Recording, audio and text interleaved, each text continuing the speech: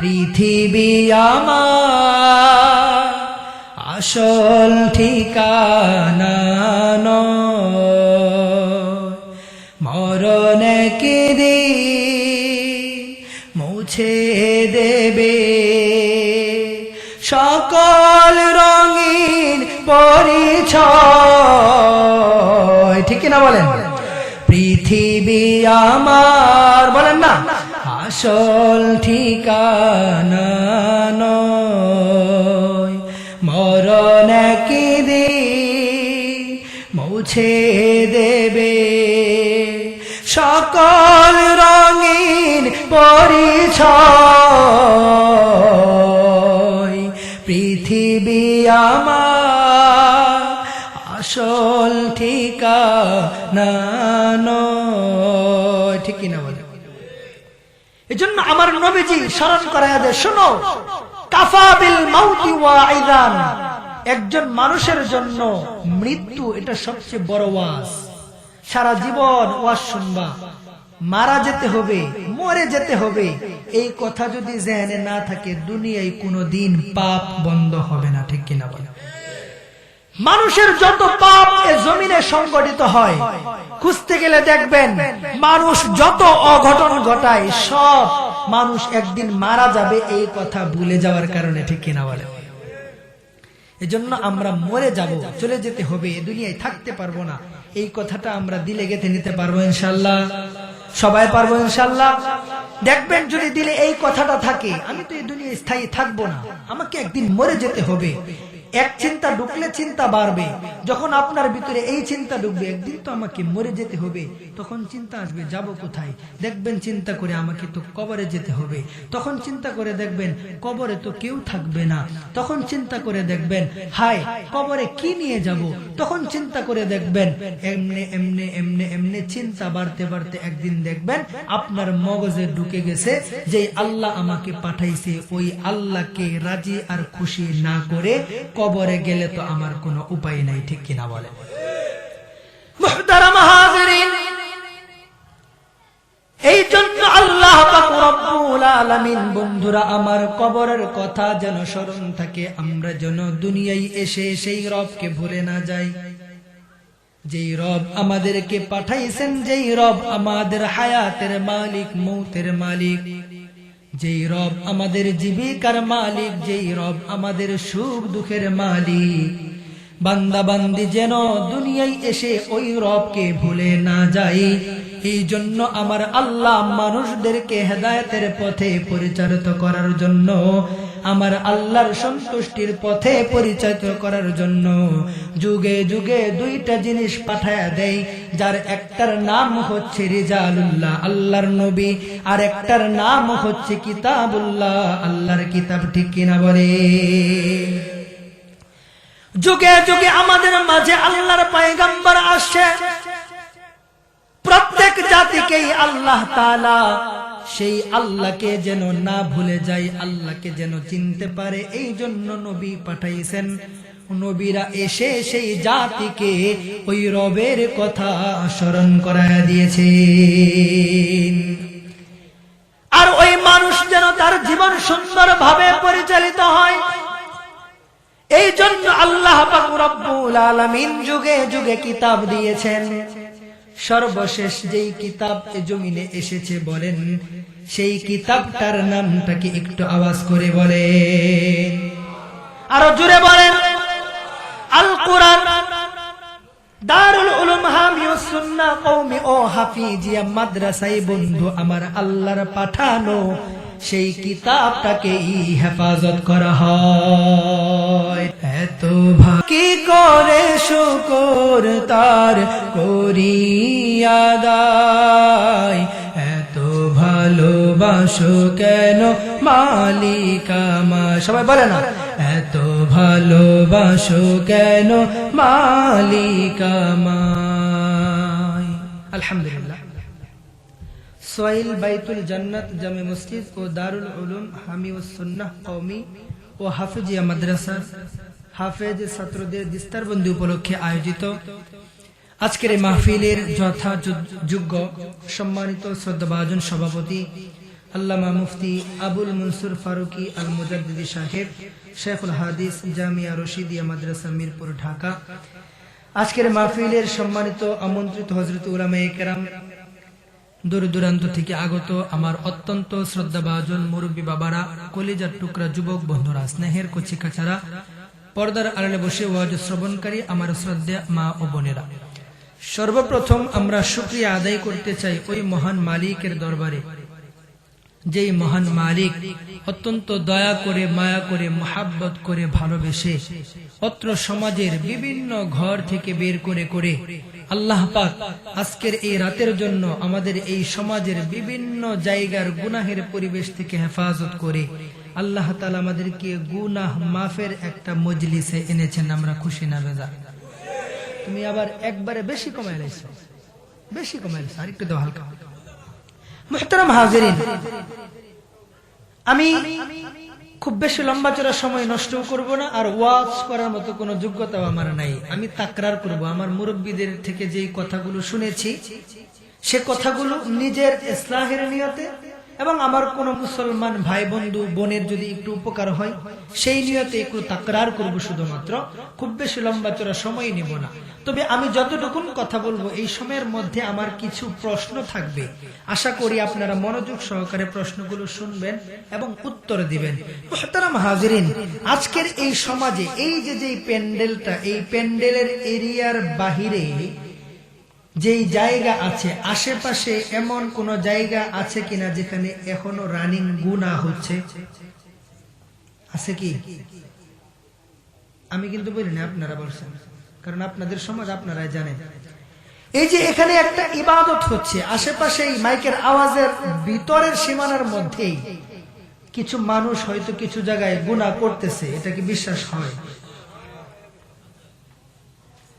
আমরা যারা এই পর্দাটার এরিয়ার ভিতরে ঢুকছি, এই এরিয়ার ভিতরে কোনো গুনাহ হওয়ার সম্ভাবনা আছে? আল্লাহ না করুন, একটা প্রশ্ন করি।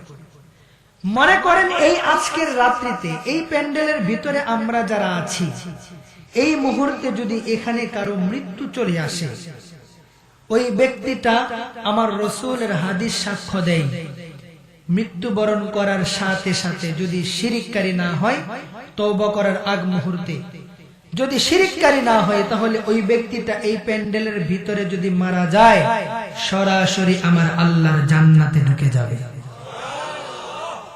প্রক্ষান্তরে আল্লাহ না করুন এই এরিয়ার বাহিরেই এমন কিছু জায়গা বর্তমান বিদ্যমান আছে যেখানে যদি কারো মরণ চলে আসে, হায়াত শেষ হয়ে যায়, ব্যক্তিটা এমন একটা জায়গায়, এমন একটা কাজে, এমন একটা পরিস্থিতিতে আছে জাহান্নামে যাবে, আমি ওটা বলছি না, তবে এমন কাজে লিপ্ত থাকা ব্যক্তি সরাসরি জান্নাতে যাবে না, এটা নিশ্চিত, ঠিক কিনা বলেন?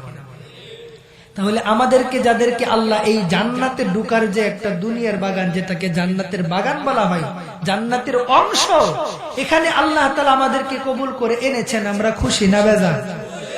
আর একটু জোরে বলেন, খুশি না বেজার? তাহলে ওই মালিকের কাছে আমাদের কৃতজ্ঞতা প্রকাশ করার দরকার আছে না নাই? তাহলে গলাটা ফাটায় একটু বলেন না আলহামদুলিল্লাহ। আর একটু জোরে বলেন না আলহামদুলিল্লাহ। আল্লাহ পাক আজকের এই মাহফিলকে কবুল করুন, সকলে বলি আমিন। আল্লাহ তাআলা এই মজমার সকলের হায়াতের সকল জিন্দেগীর গুনাহগুলো আল্লাহ মাফ করে দিন, সকলে বলি আমিন।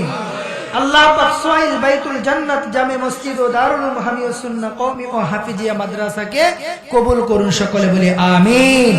মুহতারাম হাজিরিন, এই যে আমরা এই যে কয়েকজন মানুষ এখানে বসে আছি, ওয়াজ শুনতেছি, আলোচনা শুনছি, আপনাদের কাছে আমি একটা প্রশ্ন করতে চাই।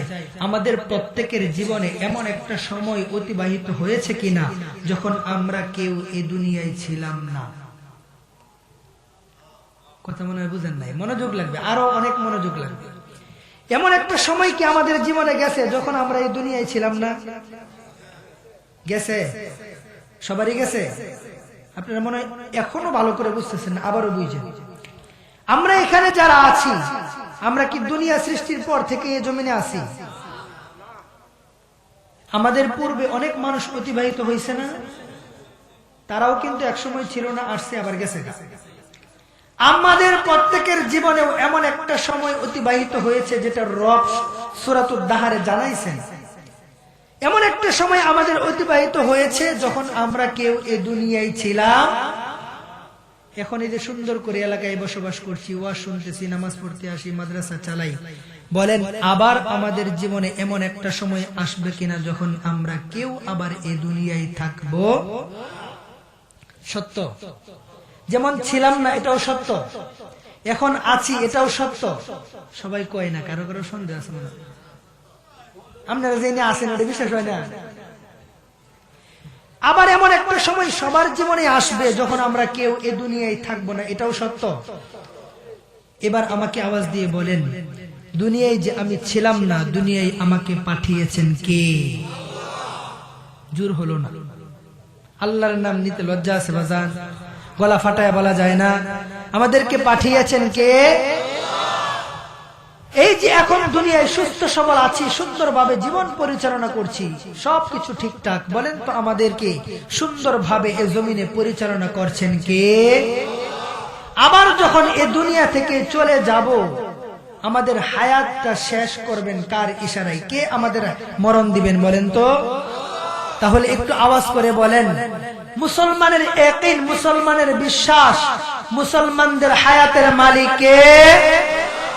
মুসলমানদের মৌতের মালিক কে? আমরা বিশ্বাস করি জীবিকার মালিক কে, হায়াত দেনে ওয়ালা কে, মরণ দেনে ওয়ালা কে। বন্ধুরা আমার, অর্থ সম্পদ দেনে ওয়ালা কে? আমাদেরকে ক্ষমতা দেওয়ার মালিক কে? ক্ষমতা আবার ছিনিয়ে নেওয়ার মালিক কে? আল্লাহ। মুহতারাম হাজিরিন, ওই আল্লাহ তাআলা আমাদেরকে দুনিয়ায় পাঠাইছেন। বলেন তো আমাদেরকে কি এমনি পাঠাইছেন না কোনো কিছু করার জন্য পাঠাইছেন? আমার আলোচনা মনে হয় অনেকের কাছে ভালো নাও লাগতে পারে, কারণ সাধারণত গতানুগতিক আমি তো ওই লেভেলের বক্তা না। আমি মুরব্বীদের কথা মুজাকারা করি, আর আমার একটা টার্গেট, ওয়াজ যেমনই হোক না হোক, মানুষ যেন কিছু বুঝতে পারে, মানুষের দিলে যেন একটু রেখাপাত লাগে, একটু ব্যথা ট্যাথা লাগে, দিল যেন একটু ঘুরে টুরে, এই ধরনের চিন্তা ভাবনা। এই জন্য আপনাদের হয়তো শুনতে একটু কষ্ট লাগতে পারে, ধারাবাহিক সূত্র একটু কষ্ট লাগলে আপনারা শুনবেন ইনশাআল্লাহ। আল্লাহ কবুল করুন, সকলে বলেন আমিন। এবার বলেন, দুনিয়ায় ছিলাম না, এখন আছি, আবার একটা সময় থাকবো না। আমাদেরকে পাঠিয়েছেন যেই আল্লাহ, বলেন ওই আল্লাহ আমাদেরকে দুনিয়ায় এমনি পাঠাইছেন না কিছু করার জন্য পাঠাইছেন?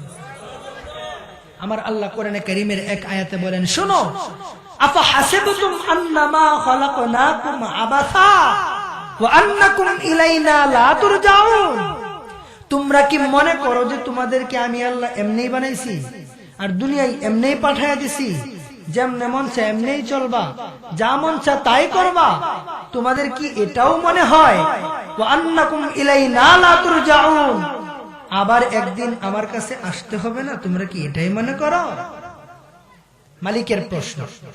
দুনিয়ায় এমন কিছু মানুষ আছে যাদের চলাফেরা দেখলে মনে হয় হেমন হয় নিজে নিজে আছে, ঠিক কিনা বলেন? আবার কিছু মানুষের অবস্থা এমন মনে হয় সে আর এই দুনিয়া ছেড়ে যাবেই না, ঠিক কিনা বলেন? অথচ এ দুনিয়া কোন মাখলুকের জন্য স্থায়ী ঠিকানা নয়, ঠিক কিনা বলেন? সকল প্রাণীকেই কুল্লু নাফসিন যায়িকাতুল মাউত ওয়া আন্নাকুম ইলাইনা লা তুরজাউন, প্রত্যেকটা প্রাণীকেই একদিন এ দুনিয়া ছেড়ে বিদায় হতে হবে, ঠিক কিনা বলেন? এজন্য কবিতার ভাষায় মানুষদেরকে নসিহত করেন, শোনো, দুনিয়ায় যত শক্তিশালী প্রাচীরই গাড়ো, দুনিয়ায় যত শক্তিশালী বিল্ডিংই করো, দুনিয়ায় যত শক্তিশালী বাড়ি বানাও না কেন, একদিন এই দুনিয়ার সবকিছু ছেড়ে তোমাকে চলে যেতে হবে, ঠিক কিনা বলে? এজন্য কবি বলেন, পৃথিবী আমার আসল ঠিকানা নয়, মরণে কি মুছে দেবে সকল রঙিন পরিচয়, ঠিক কিনা বলেন? পৃথিবী আমার, বলেন না, আসল ঠিকানা নয়, মরণ একদিন মুছে দেবে সকল রঙিন পরিচয়। পৃথিবী আমার আসল ঠিকানা নয়। ঠিক কিনা বলে? এজন্য আমার নবীজি স্মরণ করায়া দেয়, শোনো, কাফা বিল মাউতি ওয়াইদান, একজন মানুষের জন্য মৃত্যু এটা সবচেয়ে বড় ওয়াজ। সারা জীবন ওয়াজ শুনবা, মারা যেতে হবে, মরে যেতে হবে, এই কথা যদি জেনে না থাকে দুনিয়ায় কোনোদিন পাপ বন্ধ হবে না। ঠিক কিনা বলে? মানুষের যত পাপ এ জমিনে সংগঠিত হয়, খুঁজতে গেলে দেখবেন মানুষ যত অঘটন ঘটায় সব মানুষ একদিন মারা যাবে এই কথা ভুলে যাওয়ার কারণে। ঠিক কিনা বলে? এজন্য আমরা মরে যাব, চলে যেতে হবে, এ দুনিয়ায় থাকতে পারবো না, এই কথাটা আমরা দিলে গেঁথে নিতে পারবো ইনশাআল্লাহ? সবাই পারবো ইনশাআল্লাহ? দেখবেন যদি দিলে এই কথাটা থাকে, আমি তো এই দুনিয়ায় স্থায়ী থাকবো না, আমাকে একদিন মরে যেতে হবে, এক চিন্তা ঢুকলে চিন্তা বাড়বে। যখন আপনার ভিতরে এই চিন্তা ঢুকবে একদিন তো আমাকে মরে যেতে হবে, তখন চিন্তা আসবে যাব কোথায়? দেখবেন চিন্তা করে আমাকে তো কবরে যেতে হবে, তখন চিন্তা করে দেখবেন কবরে তো কেউ থাকবে না, তখন চিন্তা করে দেখবেন হায় কবরে কি নিয়ে যাব, তখন চিন্তা করে দেখবেন এমনে এমনে এমনে এমনে চিন্তা বাড়তে বাড়তে একদিন দেখবেন আপনার মগজে ঢুকে গেছে যে আল্লাহ আমাকে পাঠাইছে, ওই আল্লাহকে রাজি আর খুশি না করে কবরে গেলে তো আমার কোনো উপায় নাই। ঠিক কিনা বলে? মুহতারাম হাজিরিন, এই জন্য আল্লাহ পাক রব্বুল আলামিন, বন্ধুরা আমার, কবরের কথা যেন স্মরণ থাকে, আমরা যেন দুনিয়ায় এসে সেই রবকে ভুলে না যাই, যেই রব আমাদেরকে পাঠাইছেন, যেই রব আমাদের হায়াতের মালিক, মৌতের মালিক, যেই রব আমাদের জীবিকার মালিক, যেই রব আমাদের সুখ দুঃখের মালিক। বান্দা বান্দি যেন দুনিয়ায় এসে ওই রবকে ভুলে না যায়। এই জন্য আমার আল্লাহ মানুষদেরকে হেদায়েতের পথে পরিচালিত করার জন্য, আমার আল্লাহর সন্তুষ্টির পথে পরিচালিত করার জন্য যুগে যুগে দুইটা জিনিস পাঠায়া দেয়, যার একটার নাম হচ্ছে রিজালুল্লাহ, আল্লাহর নবী, আর একটার নাম হচ্ছে কিতাবুল্লাহ, আল্লাহর কিতাব। ঠিক কিনা বলে? যুগে যুগে আমাদের মাঝে আল্লাহর পয়গম্বর আসছে, প্রত্যেক জাতিকেই আল্লাহ তাআলা সেই আল্লাহকে যেন না ভুলে যায়, আল্লাহকে যেন চিনতে পারে, এই জন্য নবী পাঠাইছেন। নবীরা এসে সেই জাতিকে ওই রবের কথা স্মরণ করায় দিয়েছেন, আর ওই মানুষ যেন তার জীবন সুন্দরভাবে পরিচালিত হয়। এই জন্য আল্লাহ পাক রব্বুল আলামিন যুগে যুগে কিতাব দিয়েছেন। সর্বশেষ যেই কিতাব এ জমিনে এসেছে বলেন, সেই কিতাবটার নামটা কি একটু আওয়াজ করে বলেন, আরো জোরে বলেন? আল কোরআন। দারুল উলুম হামিউস সুন্নাহ কওমি ও হাফিজিয়া মাদ্রাসায় বন্ধু আমার আল্লাহর পাঠানো সেই কিতাবটাকেই হেফাজত করা হয়। ঠিক কিনা?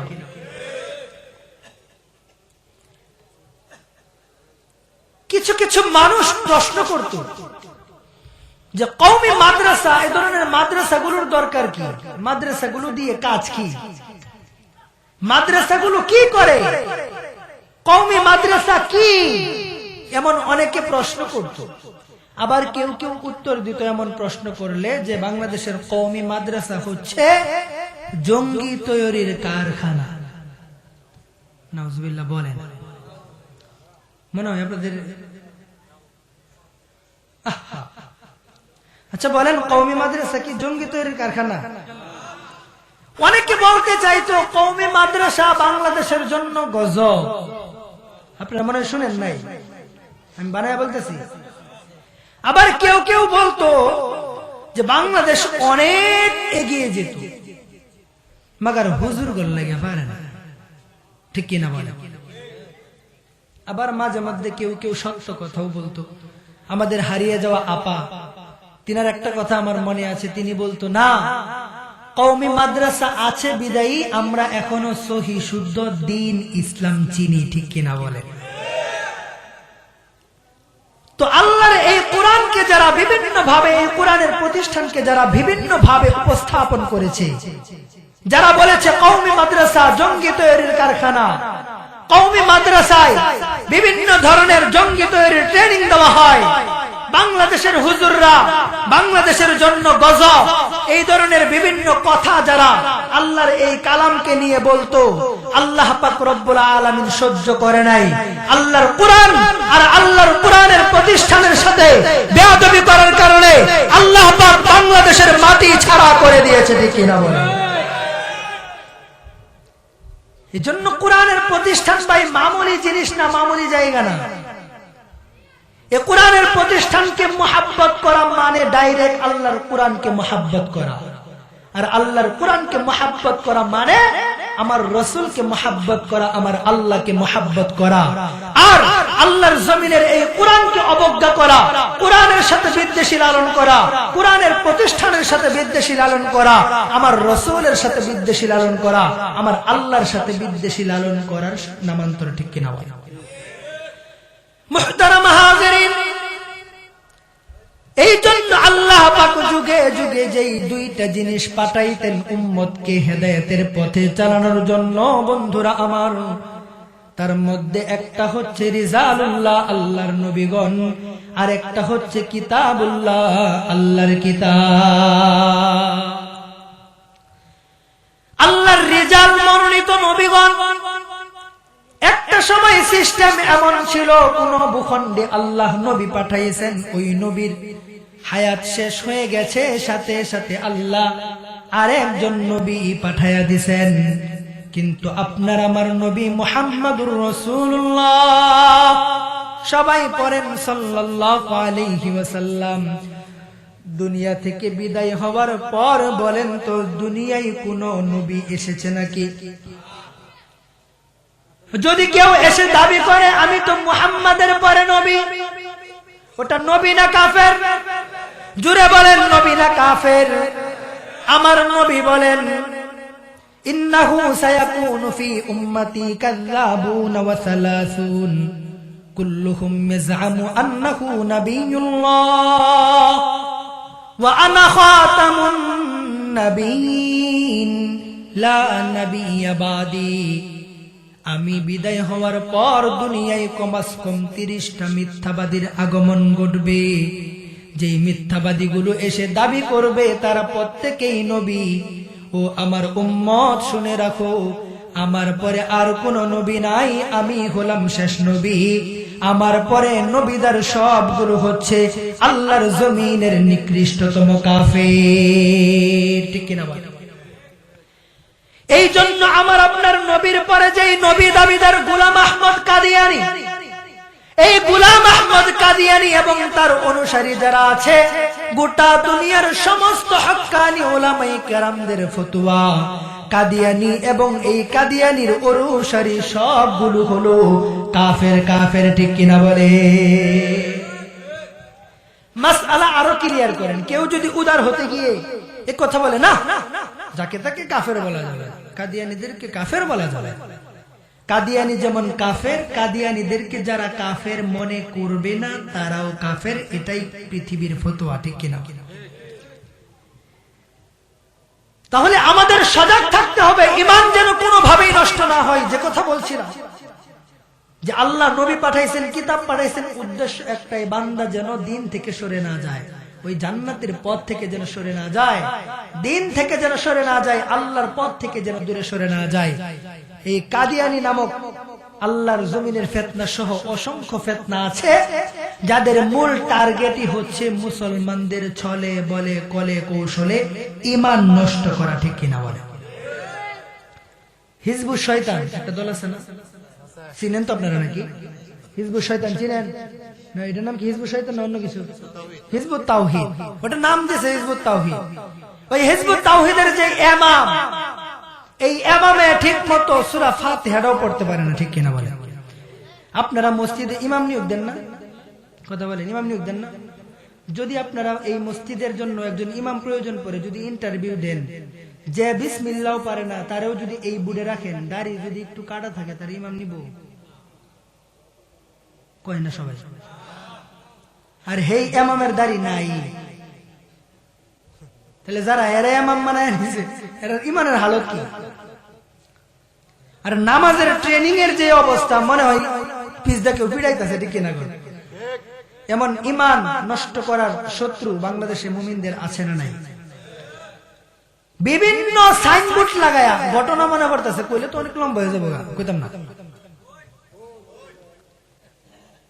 কটা মন তো থাকবেন, হারারাত থাকবেন, শিওর হারারাত থাকবেন সবাই? আবার বলেন থাকবেন সবাই? আচ্ছা, একটু পরীক্ষা করলে আপনারা পরীক্ষা দিতে পারবেন তো ইনশাল্লাহ? সারা রাত থাকবেন সবাই? তাহলে একটু হাত তুলে দেখেন কারা কারা থাকবেন না।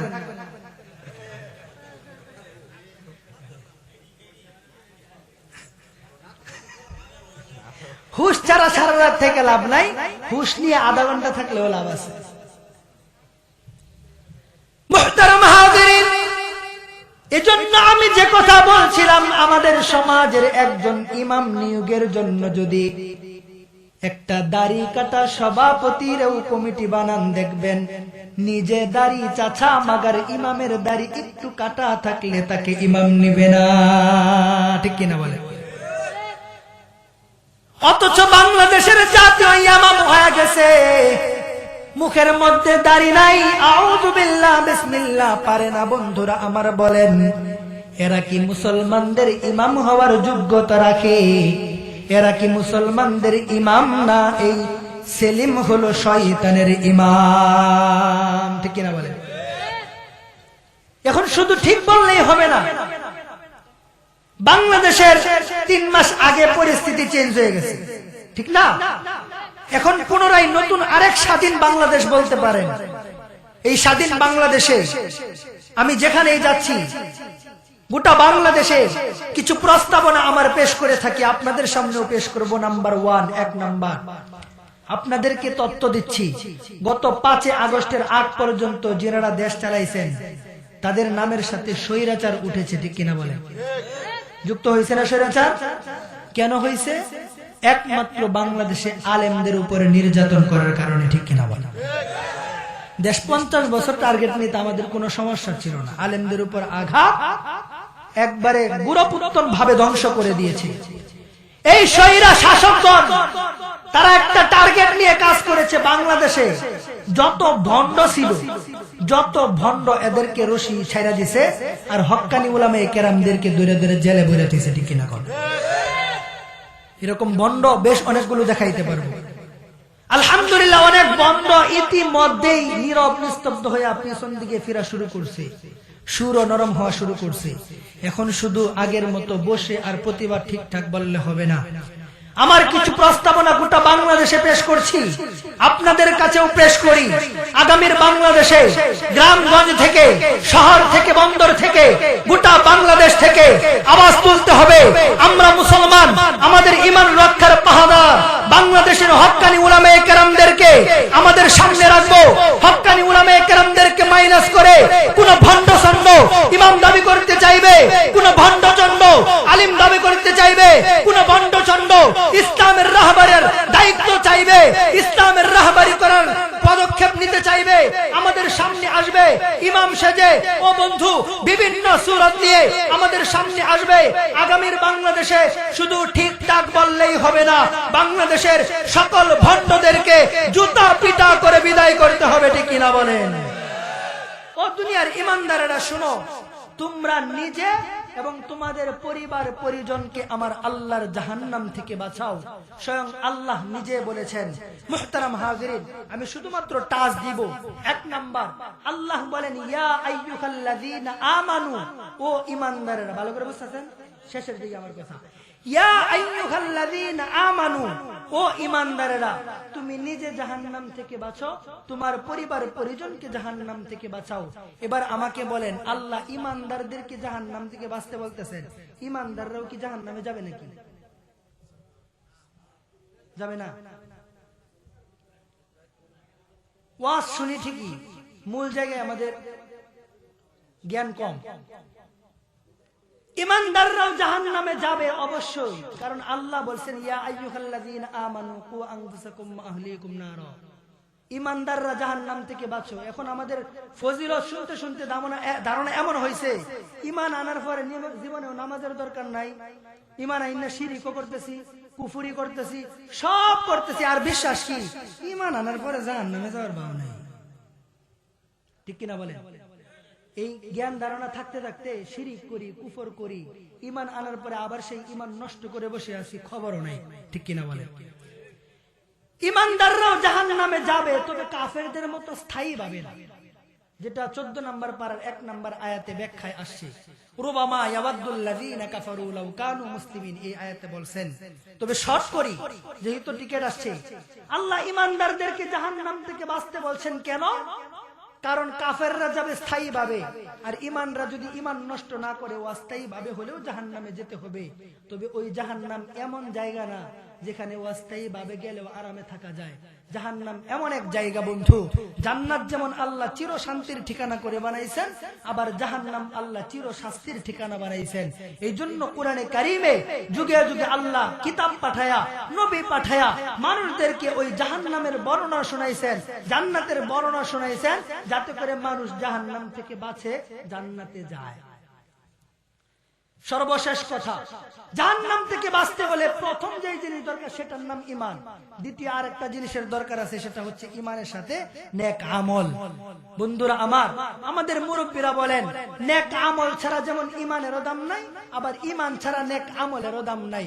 ঈমান ছাড়া নেক আমল দুনিয়ায় মানুষ যতই করুক, তারা শুধু কিছু পেলে আল্লাহ দুনিয়ায় দিবেন, পরকালে পাবে না।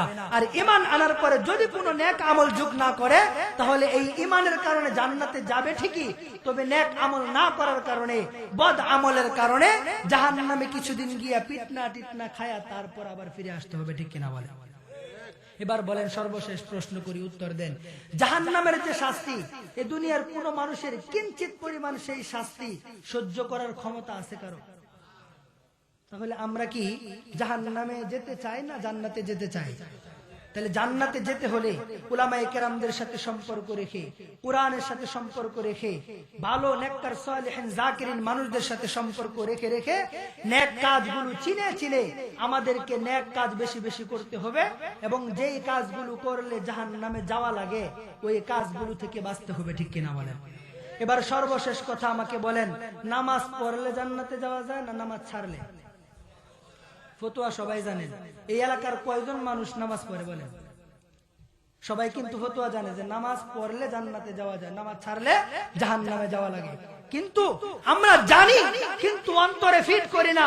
আর এই একইও আমাদের অন্তরে ঢুকে না যে জাহান্নাম কি পরিমাণ কঠিন শাস্তির জায়গা, ওই শাস্তি সহ্য করতে পারবো কিনা, এই ধারণাও আমরা হারিয়ে ফেলতেছি। এই ধারণা পেতে হলে আমাদেরকে ফিরে আসতে হবে আল্লাহর কোরআনে। ঠিক কিনা বলে? মুহতারাম হাজিরিন, আমার এটাই সর্বশেষ কথা। আপনাদের কাছে আমার আহ্বান, বাংলাদেশ স্বাধীন হয়েছে 53 বছর দেখেছি। বলেন দেখি, বাংলাদেশ থেকে চুরি গেছে, ডাকাতি গেছে, ছিনতাই গেছে, দর্শন গেছে, মারামারি কাটাকাটি গেছে, শান্তি আমরা পেয়েছি? পাই নাই। তাহলে এখন আমাদের একটাই স্লোগান, যুবক হোক তোমার স্লোগান একটা হবে, মুরব্বী বাবা তোমার স্লোগান একটা হবে, মুসলিম মা বোন তোমার স্লোগান একটা হবে, গোটা দুনিয়ার এখন স্লোগান একটাই হতে হবে। ওই চেয়ে দেখো আফগান বিজয় হয়েছে, আফগানে কোরআনের শাসন চলছে। ওই চেয়ে দেখো সিরিয়া বিজয় হয়েছে, সিরিয়ায় আল্লাহর কোরআনের শাসন ব্যবস্থা কায়েম হবে। ওই চেয়ে দেখো 5 আগস্টে বাংলাদেশও আবার পুনরায় স্বাধীন হয়েছে। ওই চেয়ে দেখো বন্ধুরা আমার, সেই শ্রীলঙ্কার জালেম গুলো পালাতে বাধ্য হচ্ছে। আল্লাহর কসম, আমার নবী বলেন, লা ইয়াবকা আলা যাহরিল আরদি বাইতু মাদারিন ওয়ালা আবারিন ইল্লা আদখালাহুল ইসলাম। কিয়ামত তখন হবে না যখন পর্যন্ত ইসলাম প্রত্যেকটা ঘরে প্রবেশ করবে না। এই জন্য আমরা বলি, আজকে যারা গোটা দুনিয়ায় ইসলাম বিলীন করার জন্য, ইসলাম মিটিয়ে দেওয়ার জন্য চক্রান্ত করো, শক্তি আছে শক্তি ব্যয় করছো, ক্ষমতা আছে ক্ষমতা ব্যয় করছো, অর্থ আছে অর্থ ব্যয় করছো, তোমাদের ক্ষমতা আছে ক্ষমতা ব্যয় করছো, করতে থাকো। করতে করতে একটা সময় এমন আসবে যখন তোমাদের সম্পদে কাজে আসবে না, অর্থ কাজে আসবে না, ক্ষমতা কাজে আসবে না। গোটা দুনিয়ার মুসলমানেরা জাগ্রত হতে শুরু করেছে। এই জন্য বাংলাদেশের মুসলমানকেও বলো, জেগে উঠো, মাথায় কাফনের কাপড় বাঁধো, কোমরে রশি বাঁধো। সিরিয়ার মতো, আফগানিস্তানের মতো গোটা দুনিয়া যতদিন পর্যন্ত আল্লাহর কোরআনের শাসন ব্যবস্থা কায়েম না হবে, কোরআন দিয়ে চালানো না হবে, হবে যতদিন পর্যন্ত আল্লাহর জমিন থেকে তন্ত্রমন্ত্র বিলীন না করে আল্লাহর কোরআনের শাসন ব্যবস্থা খিলাফা কায়েম না হবে ততদিন আল্লাহর জমিনে শান্তি আসবে না, ঠিক কিনা বলেন? এই জন্য সর্বশেষ আপনাদের কাছে আহ্বান, যদি ডাক আসে আলেমদের পক্ষ থেকে, ময়মনসিংহের উলামায়ে কেরামরাও যদি ডাক দেয়, যদি বাংলাদেশের সিচুয়েশন এমন আসে কোরআনের রাজ কায়েম করার জন্য, কোরআনের শাসন ব্যবস্থা কায়েম করার জন্য, তন্ত্রমন্ত্র বিলীন করবার জন্য, ভয় ভীতি দূর করে মাথায় কাফনের কাপড় বেঁধে কোমরে রশি বেঁধে মা বাবার কাছ থেকে বিদায় নিয়ে আল্লাহর কোরআনের জন্য কারা কারা রাজপথে নামার জন্য তৈরি আছো? দুটি হাত দেখতে চাই, হাত তুলে আল্লাহকে দেখিয়ে দাও। আল্লাহ পাক কবুল করুন, সকলে বলেন আমিন।